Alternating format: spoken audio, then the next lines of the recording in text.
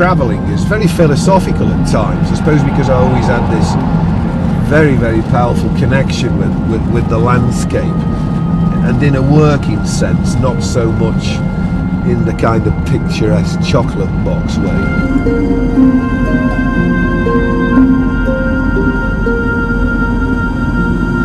The driving time at times is a kind of annoyance if you just want to get to work, but it's become part of my working day, so it's a time for thinking.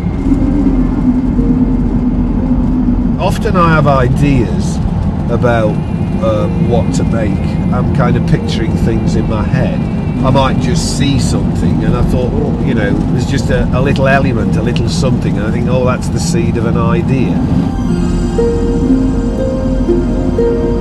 There's always the odd crow flying about in the landscape, and I love those as the sort of fleeting element against the sort of sky and the land and the horizon.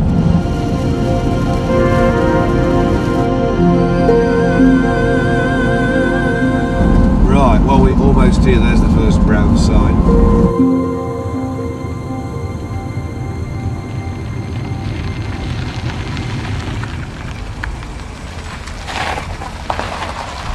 There we are then. That was alright, wasn't it? Come on then. Good boy. Get me phone.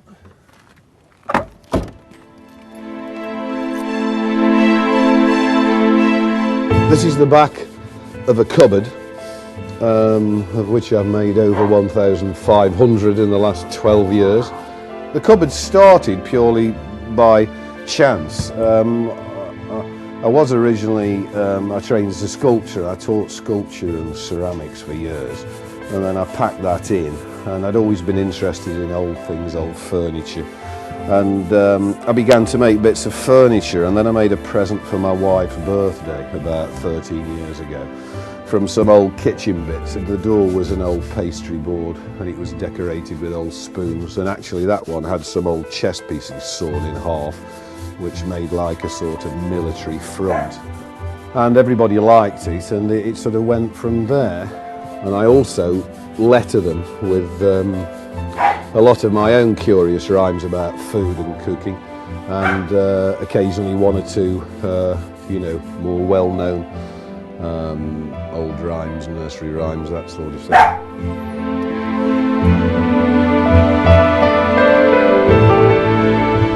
I love all the old names of vegetable varieties, and this is a poem I wrote about the Scots defeating the English.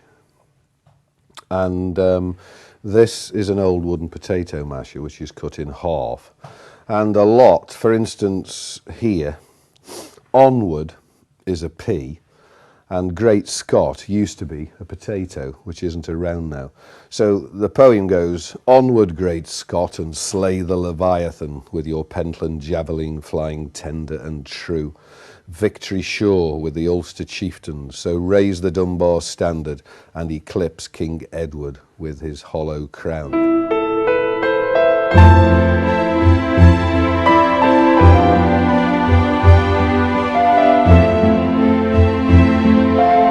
The three pieces of cutlery make a working latch. It's a nice click, it's a very satisfying mechanism. People always enjoy doing that, and I do when I finish any cupboard with a latch on. Because I've done it all, I've hinged it behind, fitted it, and then it just clicks into place.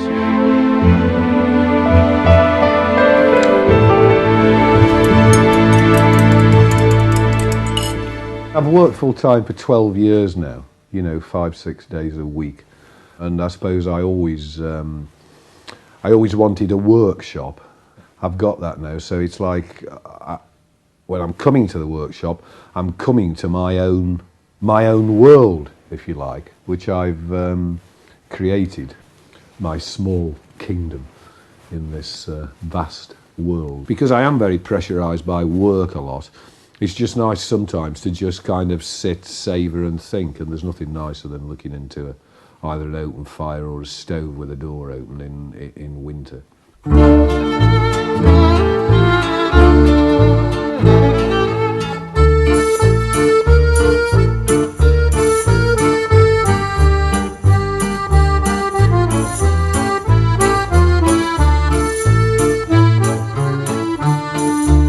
chairs have always fascinated me. I suppose the first interest which really sparked them off was also looking at Irish country furniture.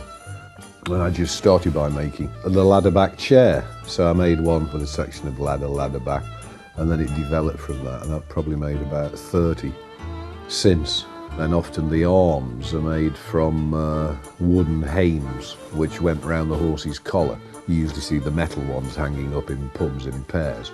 And then the backs of the chairs, the tops became more important, sometimes making a small landscape, sometimes using actual objects. Because often I have buckets and boxes of old bits and stuff I've picked up from scrapyards or farms. If you poke around, you find nice bits of old ironwork, hinges, bits of old fittings from carts, harness. So I just really like having all these bits, and then, you know, when they work, fitting them in, giving them another use back into the chairs. But I also like some commissions and challenges for doing, you know, different bits of types of furniture. I did, of course, make my notorious guillotine chair called the Chaise de Republique, which has a guillotine mechanism in the back which doesn't actually work, but it has a crow cut out, sat on top, as if he's going to peck through the rope. I think I shall have my, 15 months of fame as opposed to 15 minutes or something. It's wonderful, it's wonderful, it's wonderful. Good luck, my baby, it's wonderful, it's wonderful, it's wonderful. I dream of you. Chips, chips. Do do do do do. Chi-boom. Do do do do do. Chi-boom, chi-boom, boom. Do do do do do.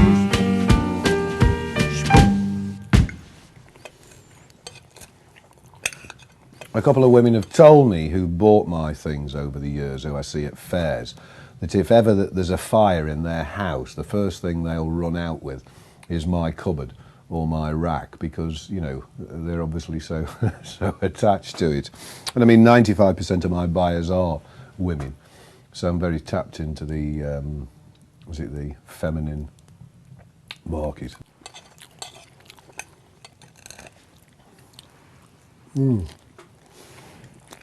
And I also know some women who won't tell their friends where they got my cupboards from because they don't want them to have them.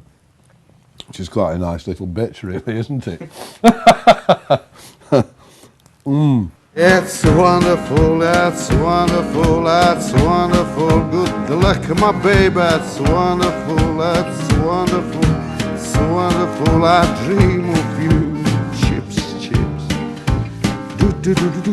Chi-boom, chi-boom, boom. Do do do do do. Chi-boom, chi-boom, boom. Do do do do do. Are you just filming me, you bugger?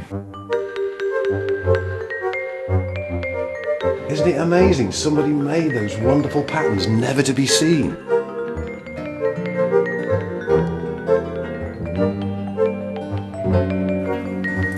Come on, Sam. Time for home. Via, via. Come on.